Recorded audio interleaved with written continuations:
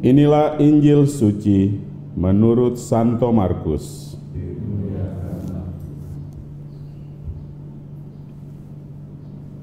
Pada suatu hari, murid-murid Yesus lupa membawa roti.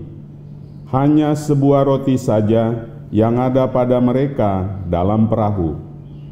Lalu Yesus memperingatkan mereka, katanya, "Berjaga-jaga dan awaslah terhadap ragi orang Farisi dan ragi Herodes."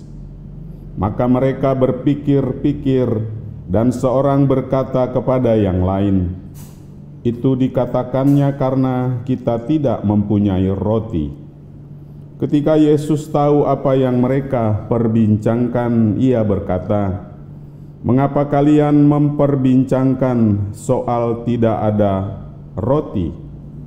Belum jugakah kalian memahami dan mengerti? Telah degilkah hatimu? Kalian mempunyai mata, tidakkah kalian melihat? Dan kalian mempunyai telinga, tidakkah kalian mendengar?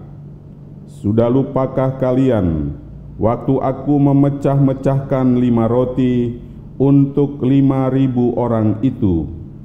Berapa bakul penuh potongan-potongan roti yang kalian kumpulkan?" Jawab mereka, 12 bakul. Dan pada waktu 7 roti untuk 4.000 orang itu, berapa bakul penuh potongan-potongan roti yang kalian kumpulkan? Jawab mereka, 7 bakul. Lalu kata Yesus kepada mereka, "Masihkah kalian belum mengerti?" Demikianlah sabda Tuhan.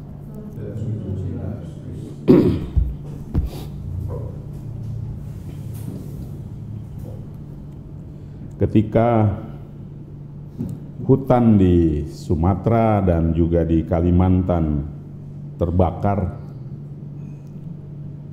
orang mengeluh karena asap di mana-mana, termasuk beberapa negara tetangga. Headline di surat kabar mereka semacam mengutuki kebakaran yang terjadi di negara kita dan menuduh seolah-olah pemerintah kita tidak becus. Lalu ada seorang pejabat kita yang dengan ringan mengatakan, "Sekian lama kalian menikmati udara segar, oksigen yang bersih, karena hutan-hutan kami juga. Sekarang hanya sebentar hutan itu terbakar dan bukan disengaja, kalian mengutuki. Kenapa tidak membantu?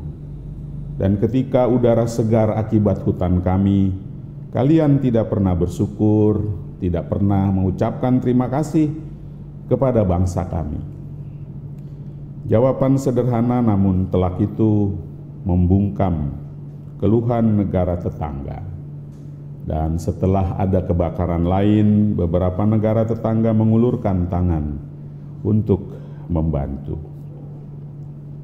Tuhan kita Maha baik, Maha besar, Maha kuasa, Maha murah hati, dan kita dalam hidup senantiasa memperoleh berkat-Nya, kasih-Nya, cintanya, rezekinya, kebaikan hatinya. Kita bangun sehat, beberapa yang sakit sembuh. Kita bangun ada makanan, kita bekerja ada hasil, kita menanam tumbuh, ada panen. Lalu kita mengalami kejatuhan, berbuat kesalahan, berdosa, mengalami kemuraman dalam hidup, kesusahan nampaknya selalu di ujung mata, penderitaan sepertinya menjadi tamu kita setiap hari. Kita mengeluh, kita marah, menyalahkan orang, dan mungkin juga menyalahkan Tuhan. Kita lupa bahwa kebaikan-kebaikan Tuhan yang panjang itu tidak pernah kita syukuri, bahwa kita mengalami penderitaan karena kesalahan kita sendiri. Mengapa Tuhan pula yang harus kita persalahkan? Mengapa sesama pula yang harus kita tuduh-tuduh? Mari kita bersyukur untuk segala hal, untuk banyak hal, untuk kebaikan, maupun mungkin kekurang-baikan yang kita alami. Karena Allah lebih besar dari semua itu, dan Tuhan kita Yesus selalu mau mendekati kita melalui Roh-Nya. Jangan salah mengerti kebaikan Tuhan, dan juga jangan salah mengerti kalau kita merasa Tuhan tidak baik, apalagi karena kesalahan kita. Masalah roti adalah masalah kecil. Tuhan bisa memberi kita apa saja, termasuk juga mengangkat semua penderitaan kita. Yang penting kita sadar akan kebaikannya, menyadari kedosaan kita, berbalik kepadanya, bertobat, pulang ke rumah kita yang asli, Tuhan kita Yesus Kristus, di dalam gereja kita yang kudus, satu, apostolik, katolik. Semoga kita hari ini senantiasa memperoleh berkat Tuhan, dan kalaupun sedikit jatuh, jangan mengeluh, bangkit lagi, berdoa, bersyukur.